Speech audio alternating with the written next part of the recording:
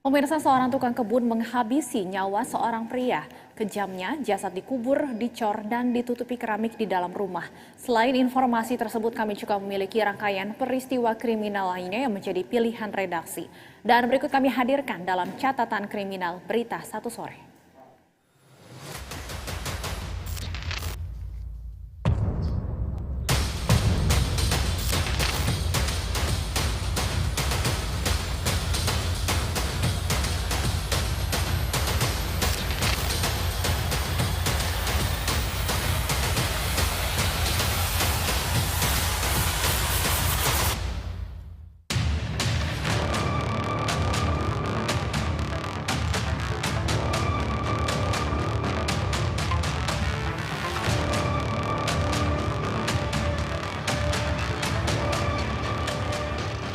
Warga desa Pataruman, Kabupaten Bandung Barat, Jawa Barat digegerkan dengan penemuan jasad yang dikubur di dalam sebuah rumah pada Selasa 16 April 2024. Korban berinisial DH, pria berusia 42 tahun yang tinggal sendiri di rumah tersebut.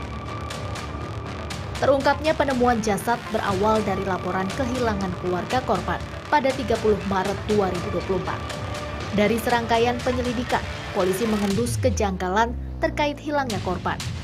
Pada awal April, polisi sempat melakukan olah tempat kejadian perkara di rumah. Namun saat itu belum ada kecurigaan korban dikubur di dalam rumah. Penyelidikan berujung dengan penangkapan terduga pelaku pembunuhan pada 15 April 2024.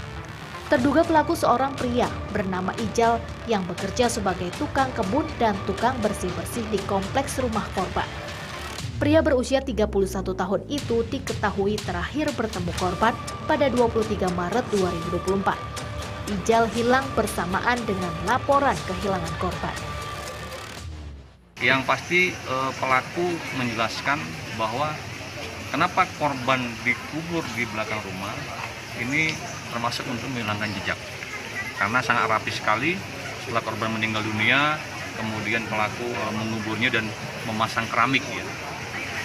Nah, ini juga tergambar ketika keluarga korban sempat mencari korban ke rumah ini, itu rumah dalam kondisi rapi dan bersih, tidak ada tanda-tanda bahwa korban dikubur di rumah ini.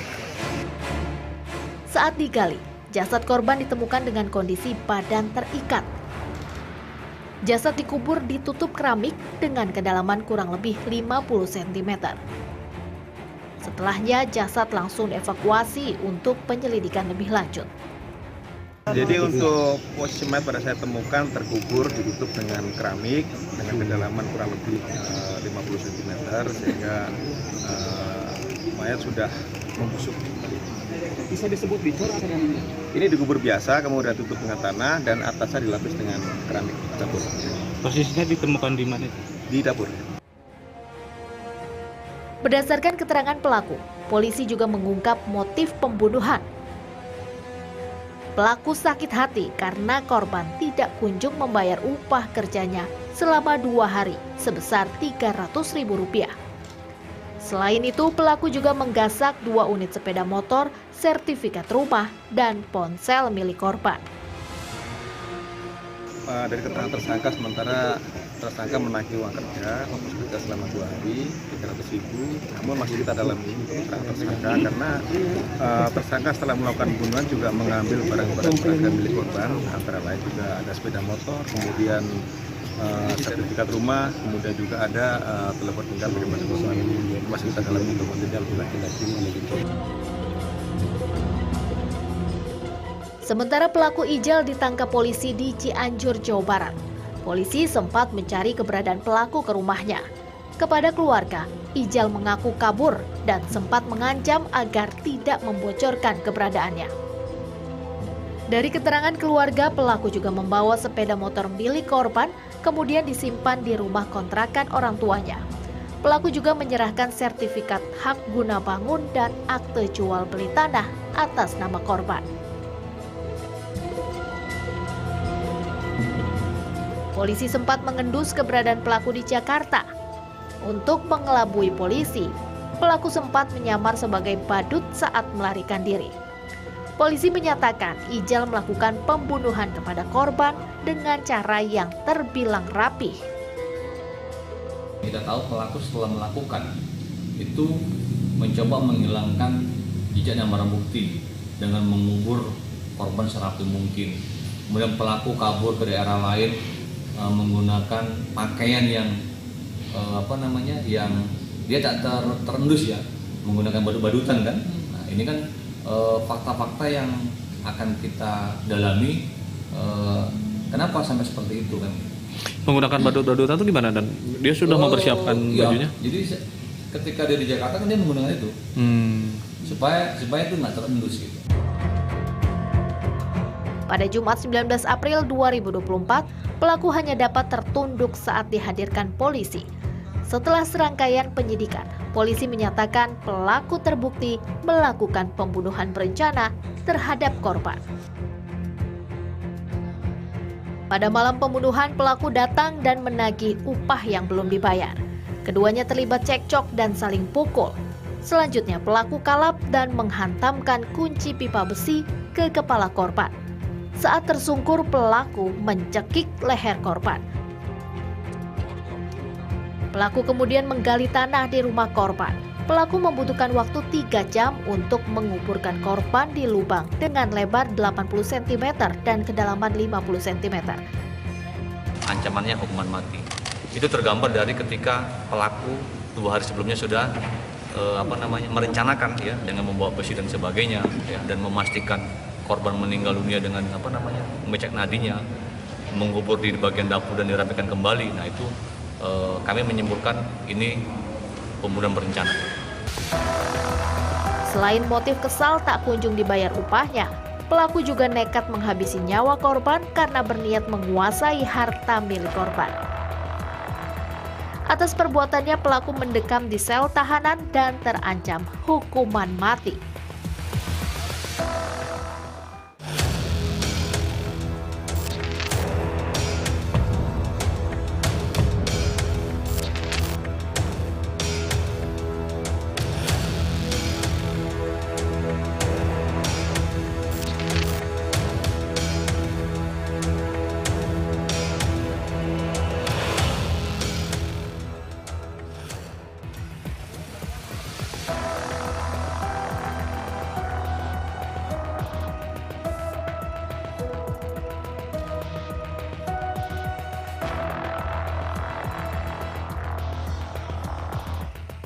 ND, wanita berusia 25 tahun menangis histeris saat mengetahui ibu mertuanya tewas di Kendari, Sulawesi Tenggara. Namun tangisan ND hanya pura-pura belaka karena dari pengusutan polisi, sang menantu justru menjadi otak pembunuhan terhadap mertuanya dengan kedok pembegalan. Mulanya korban MI berusia 51 tahun diajak menantunya ND berbelanja pada Minggu 7 April 2024. Usai berbelanja, pelaku mengendarai mobil ke Jalan Mandusila Kendari. Di sana mobil dicegat oleh seorang pria yang belakangan diketahui sebagai MF. MF membuka pintu dan masuk ke dalam mobil. MF langsung menjerat leher dan menikam korban berkali-kali. Setelah korban terkapar dan MF kabur, ND pura-pura meminta bantuan kepada warga bahwa telah dibegal. ND juga bersandiwara dengan menangis histeris saat mengetahui ibu mertuanya dinyatakan meninggal dunia di rumah sakit. Terbongkarnya pembunuhan berencana itu setelah polisi berhasil menangkap MF, pria berusia 21 tahun. Dari pengakuan MF, polisi mendapati fakta begal hanyalah kedok untuk membunuh MI atas suruhan ND. Rencana pembunuhan korban sudah dirancang kedua pelaku. ND memberikan uang 1 juta rupiah kepada MF. Jika berhasil membunuh, MF akan mendapatkan uang 75 juta rupiah serta 4 juta setiap bulannya selama 3 tahun. Jadi sebelumnya sudah pernah diberikan uang sebesar 9,5 juta. Kemudian pada waktu ketemu lagi di rumah makan Gajah Mungkur, diberikan uang 1 juta. Pada waktu memberikan uang 1 juta itu, si tersangka MF ini dijanjikan oleh tersangka ND bahwa akan diberikan uang 75 juta. Kemudian pada waktu nanti setelah terjadi pembunuhan, selain dikasih uang 75 juta, juga dijanjikan per bulan 4 juta selama 3 tahun.